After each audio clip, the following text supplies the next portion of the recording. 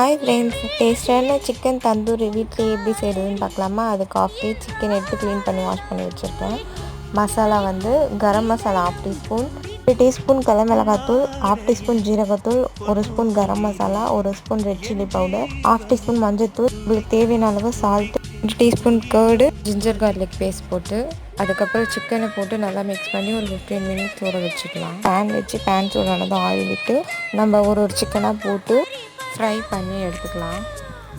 5 நிமிஷம் ஒரு சைடு வெந்ததும் இன்னொரு சைடு திருப்பி போட்டு நல்லா வெந்ததும் அதுக்கப்புறம் கறி துண்டு வச்சு லைட்டாக ஆயில் விட்டு நல்லா அந்த ஸ்மோக்கி ஸ்மெல் வர்றதுக்காக மூடி போட்டு ஒரு 5 நிமிஷம் வச்சு எடுத்தால் டேஸ்டான தந்தூரி ரெடி ஆகிடும்.